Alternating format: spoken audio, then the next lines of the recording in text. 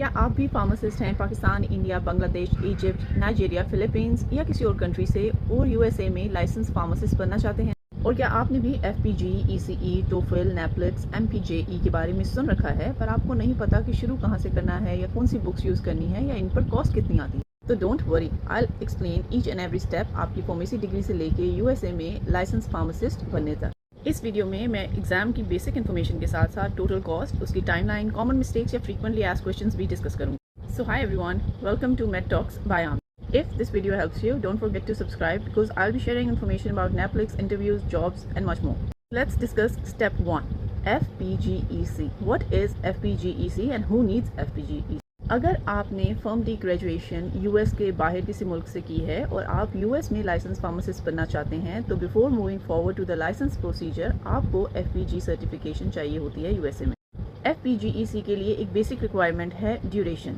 2003 से नैब ने नैब जो इदारा है उसने इसकी रिक्वायरमेंट रखी है कि 5 साल का आपका फर्म डी होना चाहिए अगर आप एफपीजीईसी एग्ज़ाम देना चाहते हैं। हमेशा अपनी एलिजिबिलिटी नैब के साथ इदारे के साथ चेक करें कोई भी एग्ज़ाम देने से पहले, क्योंकि रिक्वायरमेंट्स चेंज हो सकती हैं। सेकंड स्टेप, नैब। नैब क्या है?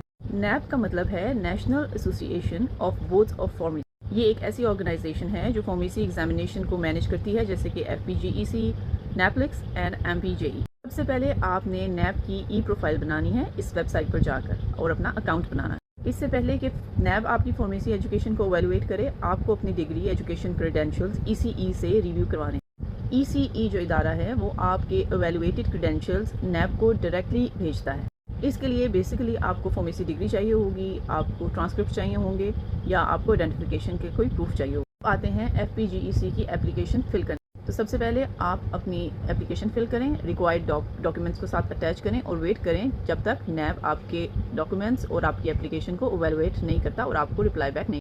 अगर आप पेपर्स को ठीक तरह एवेलुएट नहीं करवाएंगे ईसीई से या कोई डॉक्यूमेंट मिस करेंगे तो ये प्रोसेस आपका पूरा प्रोसेस डिले कर सकता है। Then comes the fifth step, that is TOEFL iBT. NAB basically TOEFL iBT को एक्सेप्ट करता है अपनी करंट पॉलिसीज के अकॉर्डिंग, ताकि आपकी इंग्लिश लैंग्वेज रिक्वायरमेंट्स को मीट किया जा सके।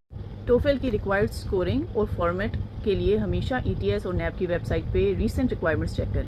इस सब के बाद आता है आपका एफपीजीई का एग्जाम, जिसका मतलब है foreign pharmacy graduate equivalency examination, जो कि चेक करता है कि आप यूएस ग्रेजुएट के इक्विवेलेंट हैं कि नहीं। इसमें अप्रॉक्सीमेटली 200 मल्टीपल चॉइस क्वेश्चन होते हैं। तकरीबन 4.5 घंटे का ये टेस्ट होता है, जिसका पासिंग स्कोर 75। ये एग्जाम यूएस में साल में एक दफ़ा होता है। इसकी तैयारी के लिए आपको सीपीआर, एफा और मनान कैलकुलेशंस चाहिए। नेक्स्ट स्टेप आता है पासिंग एफपीजी एग्जाम। एफपीजी पास करने से आप ऑटोमेटिकली फार्मासिस्ट नहीं बनते। अगर आपने टोफल पास कर लिया है, एफपीजी पास कर लिया है, तो फिर आपको एफपीजी सर्टिफिकेट घर पर आ जाएगा। अब ये लाइफ लॉन्ग वैलिड होता है और इसके बाद आपने लाइसेंस प्रोसीजर करना होता है। सो 8th स्टेप है लाइसेंस प्रोसीजर। ये एक ऐसा स्टेप है जो अक्सर लोगों को कंफ्यूज करता है, क्योंकि पूरे यूएस में सेम रिक्वायरमेंट नहीं है इंटर्नशिप आवर्स की। हर स्टेट के फार्मेसी बोर्ड के अपने रूल्स हैं। कुछ स्टेट्स को 1500 इंटर्नशिप आवर्स चाहिए होते हैं, जबकि कुछ स्टेट्स के पाथवेज डिफरेंट। इंटर्नशिप स्टार्ट करने से पहले हमेशा अपने स्टेट बोर्ड की रिक्वायरमेंट्स को चेक। उसके बाद 9th स्टेप है नेपलिक्स का मतलब है North American pharmacist licence examination. Evaluate करता है कि आप यूएस में सेफली फार्मेसी को प्रैक्टिस कर सकते हैं। ये फोकस करता है फार्माकोथेरेपी पर, पेशेंट सेफ्टी पर, डिस्पेंसिंग मेडिकेशन पर और कैलकुलेशंस। इसकी तैयारी के लिए हर साल आरएक्स प्रेप का रीसेंट एडिशन आता है, जिसके थ्रू आपने इसकी तैयारी करनी है। फिर आता है 10th step MPJE, multi state pharmacy jurisprudence examination. इस एग्जाम का फोकस होता है federal pharmacy law, state pharmacy law, control substances. और अब अगर आपने तमाम एग्जाम्स पास कर लिए हैं तो आप फार्मेसी लाइसेंस के लिए अप्लाई कर सकते हैं। Congratulations, you are good to go to practise pharmacy in USA. अब मैं आपको बताती हूँ कि आपकी कॉस्ट कितनी आएगी इस सब प्रोसीजर के ऊपर। पहला स्टेप नैब की ई प्रोफाइल बनाना, वो फ्री होता है। सेकंड स्टेप एफपीजी के लिए अप्लाई करना, उसकी $750 फी होती है and $100 for application and $650 for evaluation. ECE की एवेलुएशन के 195 to $245 होते हैं, वो डिपेंड करता है आपकी रिपोर्ट पर और शिपिंग। आपने जाकर एफपीजी एग्जाम देना होता है, उस दिन बेसिकली आपकी कोई कॉस्ट नहीं। नेपलिक्स की फीस $520। एमपीजेई की एलिजिबिलिटी एवेलुएशन $100 की होती है और एग्जाम $150। उसके बाद जो आपने लाइसेंस के लिए अप्लाई करना होता है उसकी फीस तकरीबन $100 to $400 होती है, वो आपकी स्टेट पे डिपेंड करता है। वो total cost according to me $2000 से $3000 के दरमियान होती है फॉरेन फार्मासिस्ट के लिए।